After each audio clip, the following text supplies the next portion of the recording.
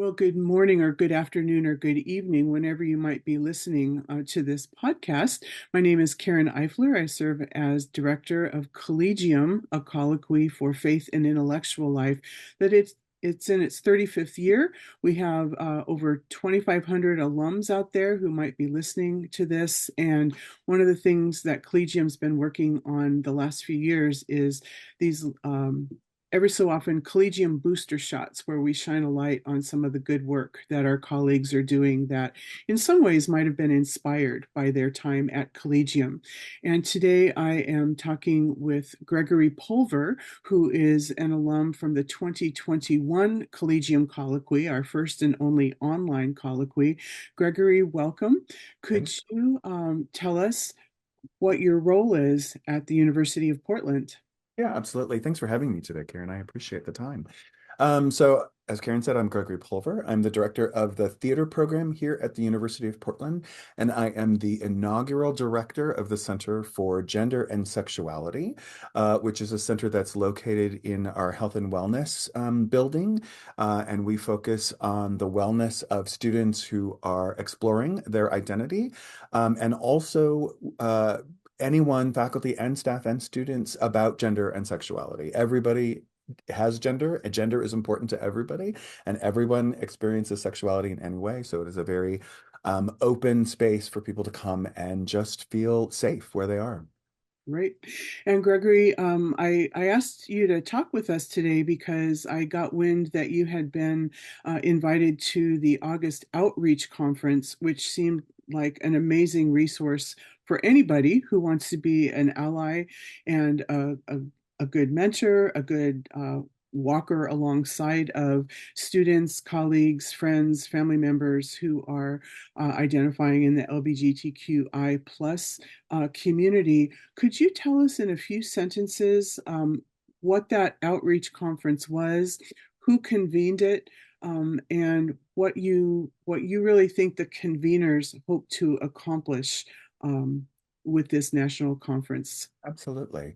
So Outreach is an LGBTQAI plus Catholic resource. It offers news and essays and resources and community for LGBTQAI plus Catholics, and those who minister with them in the Catholic Church worldwide. So it's an organization that's been going for many years.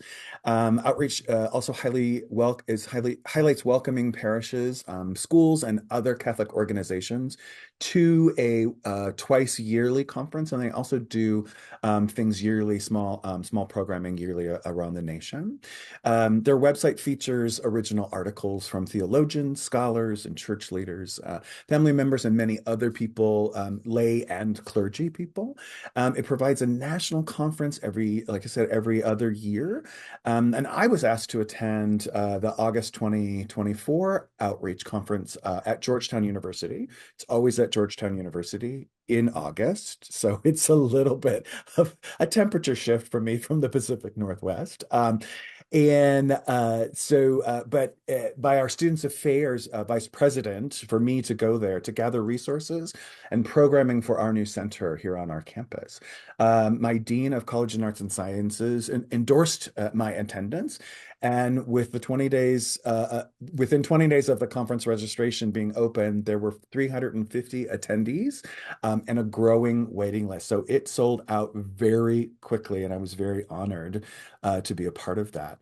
Outreach operates under the auspices of American Media, which is a Jesuit ministry and is rooted in the love of Jesus, who reached out to all of those who felt excluded. So it's really a gathering of voices and identities who not only identify as possibly queer and or allies of people who are queer, but just as Catholics to celebrate and to learn all the things we can in this joyous celebration. Mhm. Yeah, we'll probably be circling back to that notion of joy because that was one of the things in our conversations earlier about your experience of the conference that seemed like just a wonderful outcome. So I don't want to lose that. I was really grateful that you shared the program with me, and there were a couple of plenaries that I wanted to have you unpack for a little bit. unpack a little bit for us because they seemed especially important and useful to Collegium alums who are largely faculty and administrators working with college students. One was the talk, one of the plenaries that seemed really striking was Amy Jill Levine's plenary talk on clobber verses, verses that have been used fairly consistently and hurtfully um, to deny, to negate, to harm, to cast aside LBGTQI plus Catholics. Could you say a little bit about that talk, which seemed like it was really impactful? Yeah, absolutely. So first, I want to say that she is an extremely thought-provoking and engaging speaker. She effortlessly leads us with hope and humor. We were laughing, crying, gasping during her entire speech and workshop. And I just want to say it was with such joy that I was present at that keynote speech. Her scholarly knowledge of both the New and Old Testament and her understanding of both Greek and Hebrew makes her such a valuable specialist in, and I'm going to use air quotes here, real translations and meanings of Bible verse. She's a practicing Jewish woman, but her scholarly endeavors really opens up to a lot of messages both in the Old and New Testament. One of the things that she said, I can't remember where in the speech, but she says, I think Jesus was just a really smart guy. And so she is looking at the teachings of Christ as just that, as a teacher in ways how we can all just live in harmony and just be one under the love of God. Like you said, her keynote was geared towards debunking many of the verses that are used to degrade and disqualify queer people as children of God. She pointed out that many of the conservative evangelicals are weaponizing the Bible against LGBTQAI plus people, and in some cases, really inciting violence towards us. I just want to say that there was such truth and beauty and relief in how she spoke to us about what the Bible meant from her perspective in the language of scholarship and in the language of love. It renewed faith for me in a way, and also gave me courage to continue in my journey of faith and practice and serving God. Mm-hmm. That motif of relief and almost being surprised by joy just keeps coming out every time I talk to you, and when I view the programs that are available online from the outreach conference. The other plenary conversation that really captured my attention, that might be a little bit surprising to some of our listeners, was the title of the plenary was the view from Rome. And I should also note that Pope Francis sent his warmest greetings and prayers to the conveners and attendees of this conference. Cardinal Wilton Gregory of the Archdiocese of Washington, D.C., presided at the opening liturgy. Father James Martin, his footprint and voice print was all over the conference. So those are some pretty heavy hitters from the Catholic world. And I wondered that, apart from the sort of generalized welcome that the Pope's words presented in the program and kind of general welcomes from the conveners, what were some notable, maybe even surprising insights about the church's relationship with the queer community, Catholics, that you learned about at this conference? Yeah.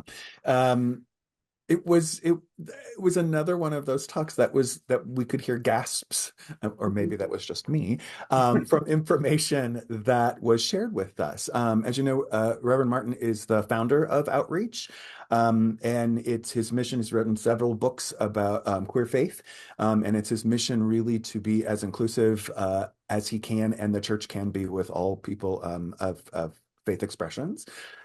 So in this plenary, Reverend Martin and Christopher White, who is the Vatican correspondent for the National Catholic Reporter, spoke to us about how Pope Francis is working with and listening to queer Catholics from around the world.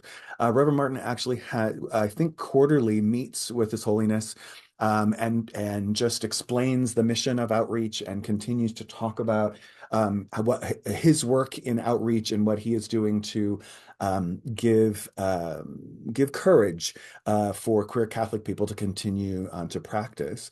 His Holiness has been doing his best to make everyone welcome and to celebrate in Christ's love. And if you think about it, I was talking to one of our priests here on campus, Father Peter, and it was like, if you can imagine what the Pope is doing, he has to serve and listen to worldwide Catholics, right? And so he can only shift so much and in such gentle ways to make us understand that Christ's love is universal and is inclusive of everyone.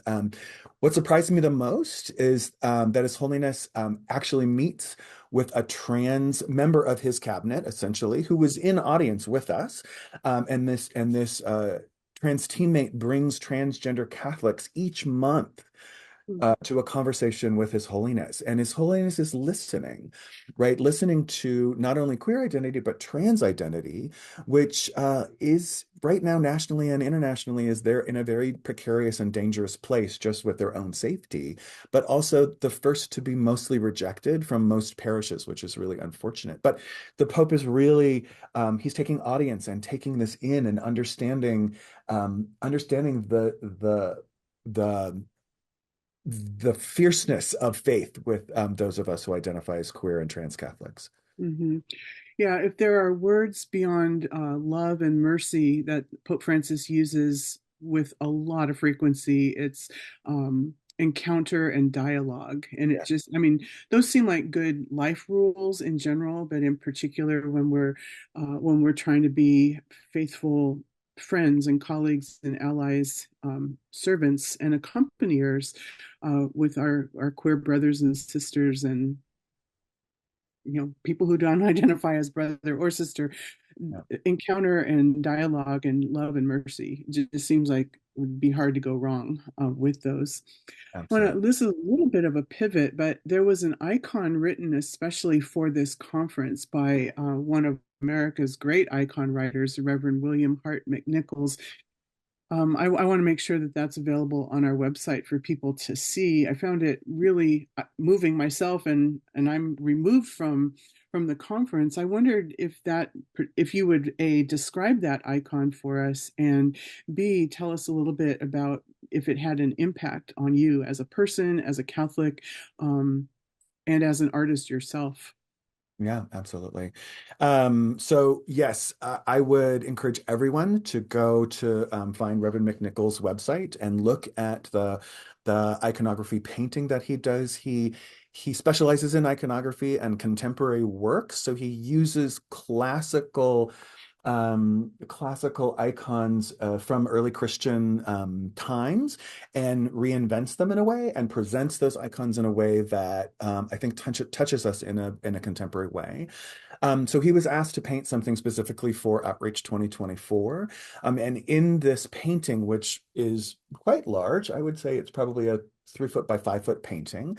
And we all got postcards of it as remembrances of it, which is really great.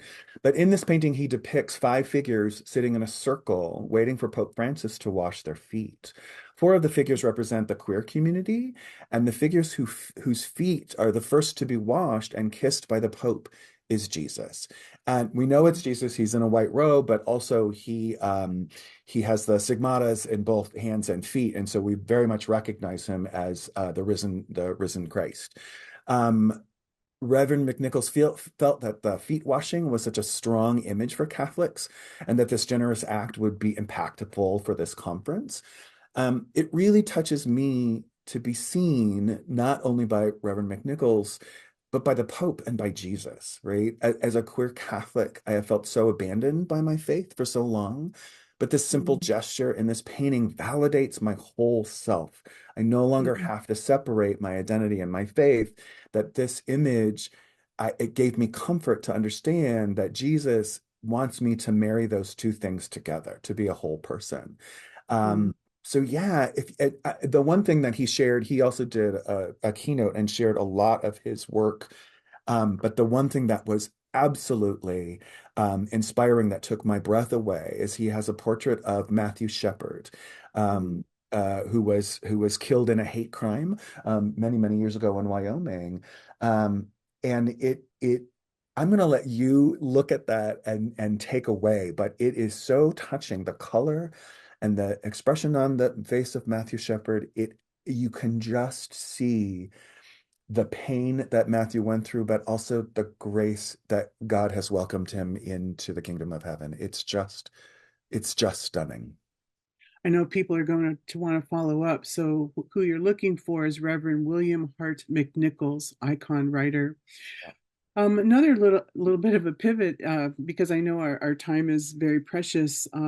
This seemed to be a conference where I don't know that I could have chosen among all of the breakout sessions.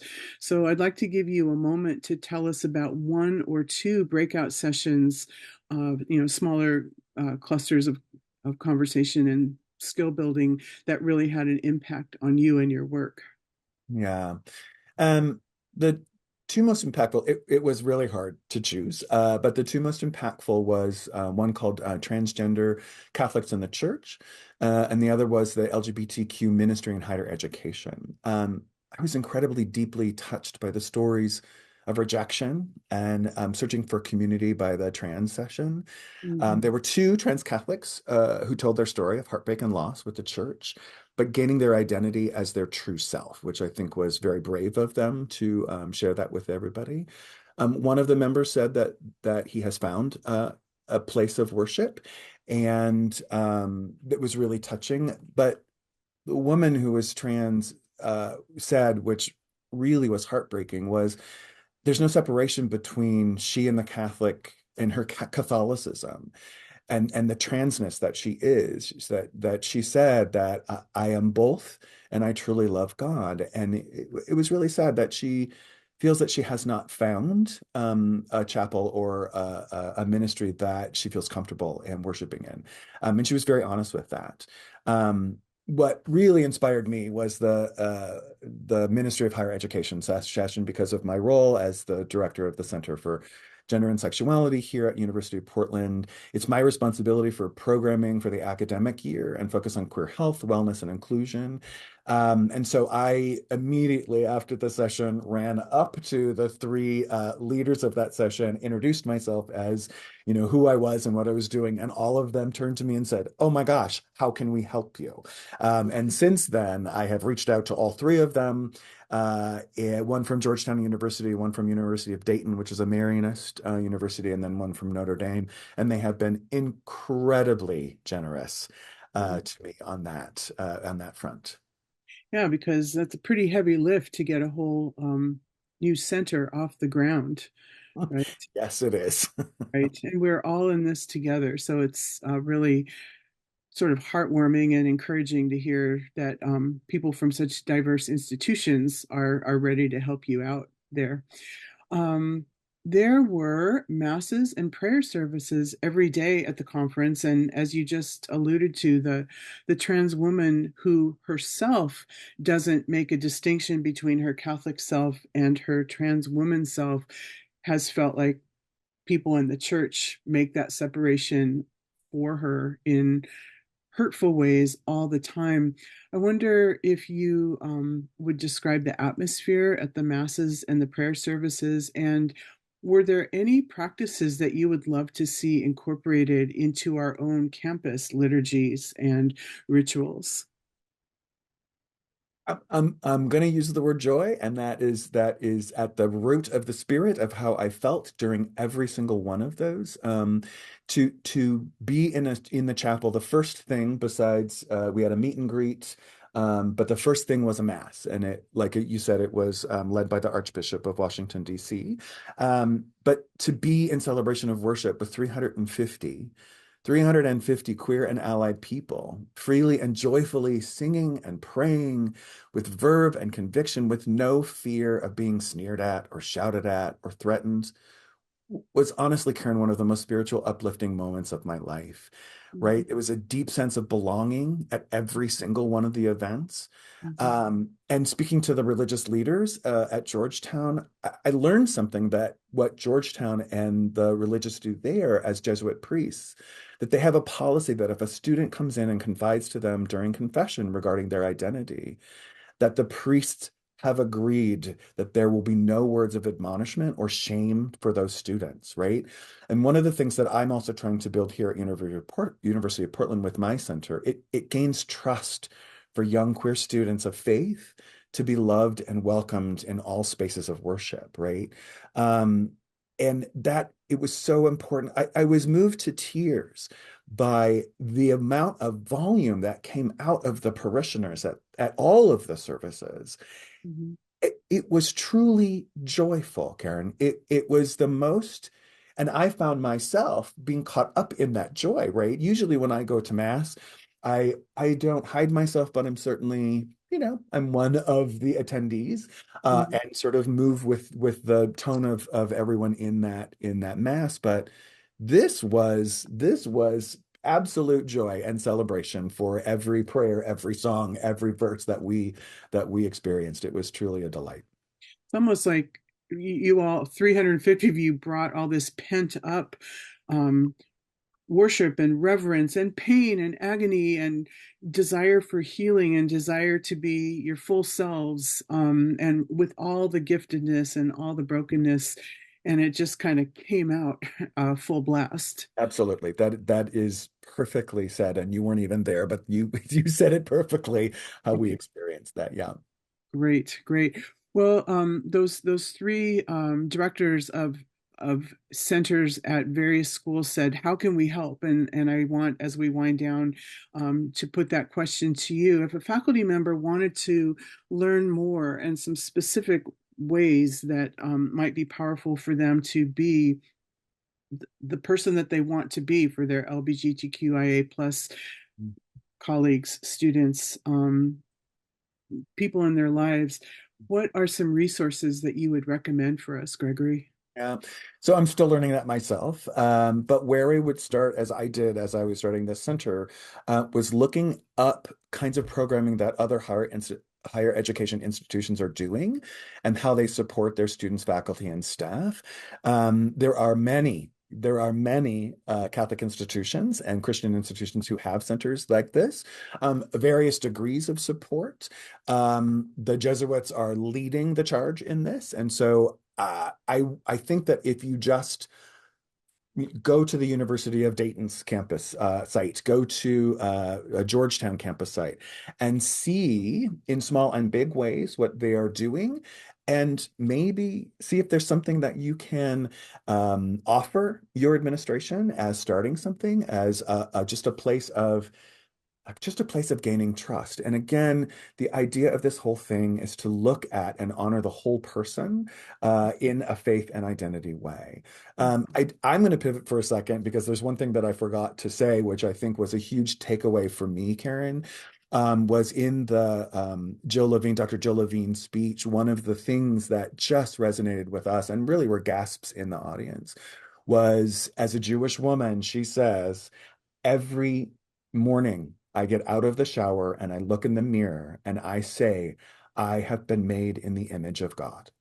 Mhm. And I get a little emotional about that because to say that to all of us gave us a solidity about our love in the eyes of Christ and in the eyes of God. And to say that however we show up, trans, queer, pan, wherever we show up, that we were truly made in the eyes of God. And Mhm. so, male, female, whatever your identity is, it just gave us a badge of courage Mhm. and joy. And that really was an enormous takeaway, I think, for every single person who was at that talk and for the conference. That's fantastic. Just a reminder that the conference was called Outreach. It's a Ministry of America Media. All of this is available online for people in pretty simple searches. Gregory Pulver, I'm so grateful that you took some time to talk with us.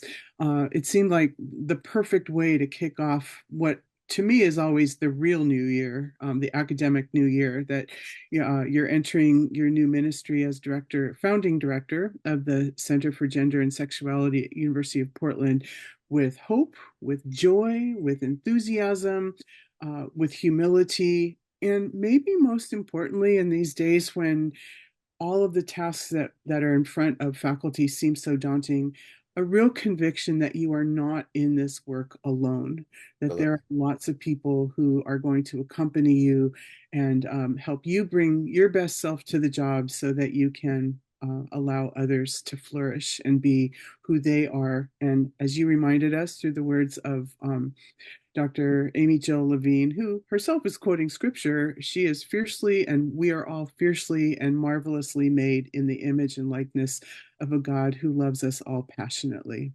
Absolutely. Thank Absolutely. you so much, Gregory. You're very welcome.